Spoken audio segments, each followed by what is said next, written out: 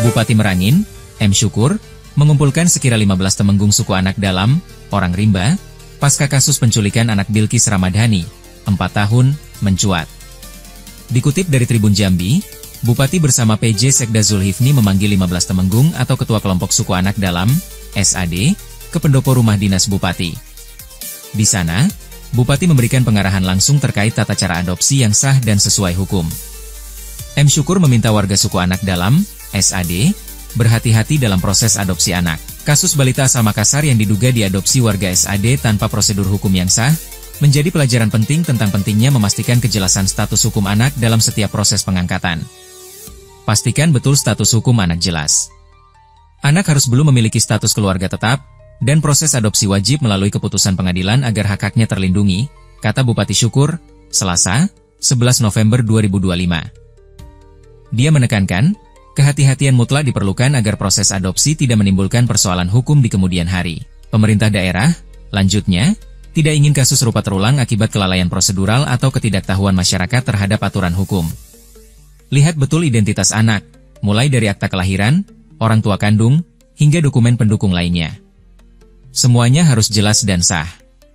Ini penting supaya tidak ada pihak lain yang kemudian mengklaim hak atas anak tersebut, ujarnya. Bupati Syukur juga mengingatkan, dasar hukum pengangkatan anak telah diatur dalam Peraturan Pemerintah Nomor 54 Tahun 2007 tentang pelaksanaan pengangkatan anak. Di antaranya, anak yang diadopsi harus berusia di bawah 18 tahun, belum menikah, dan tidak memiliki wali sah. Adopsi harus melalui proses pengadilan agar memiliki kekuatan hukum tetap. Itu wajib, tegasnya. Selain menyoroti aspek hukum, Bupati juga menegaskan pentingnya perlakuan yang adil terhadap anak adopsi. Anak adopsi memiliki hak yang sama seperti anak kandung, berhak atas kasih sayang, pendidikan, bahkan hak waris tergantung jenis adopsinya.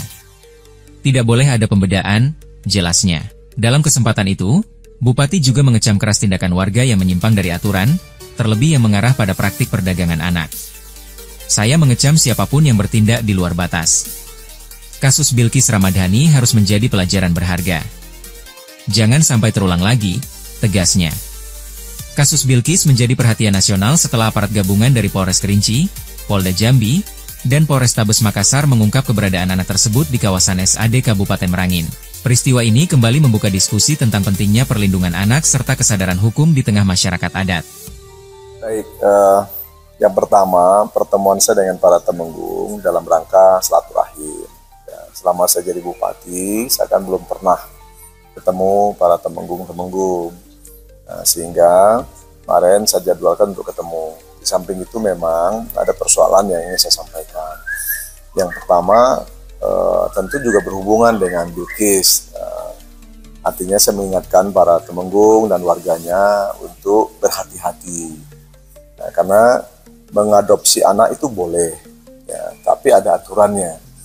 Jangan karena kebaikan kita atau tidak ngertian kita ketika orang menitipkan bayi atau dan sebagainya alasannya, kemudian kita menampung itu. Nah, kemudian menjadi masalah hukum. Jangan sampai nanti ada warga saya dianggap terjadi perdagangan manusia. Nah, hal-hal begini yang saya sampaikan, termasuk juga soal lingkungan, isu lingkungan, saya sampaikan juga dengan para temenggung. Sepaham saya selama ini, masyarakat SAD itu orang yang sangat peduli dengan lingkungan. Jadi saya berharap untuk sama-sama menjaga. Nah, kemudian juga harus memahami ada hukum positif, ada hukum adat. Nah, dua-duanya seiring dan sejalan. Tentu di Indonesia ini, di Merangin ini, semua orang itu sama perlakuan hukumnya. Nah, saya tidak mau karena tidak kemertian mereka, anak suku dalam SAD, kemudian timbul masalah hukum. Nah, tentu kan menjadi pikiran Pak Bupati.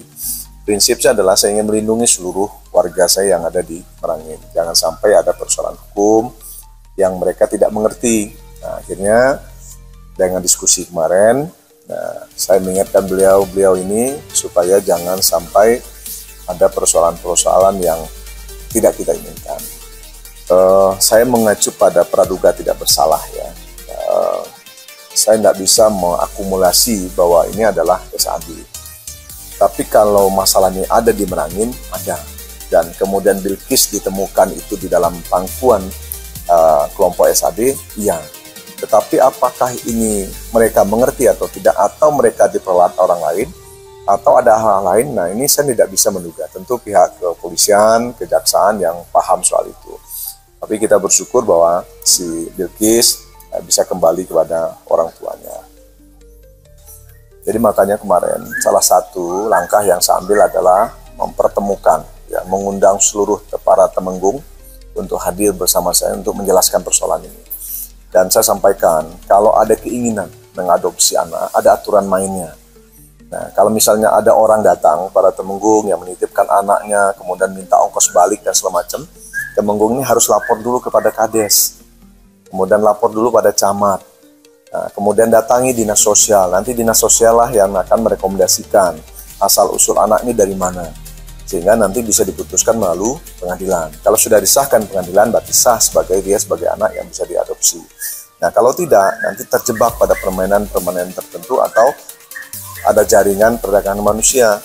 Nah, ini yang kita khawatirkan. Termasuk hal-hal yang lain, ya, penampungan barang curian dan segala macam penggadaian. Nah, ini sudah saya ingatkan para Temenggung untuk berhati-hati. Kalau ada hal-hal yang dia ragukan, boleh dia langsung laporkan pada bupati.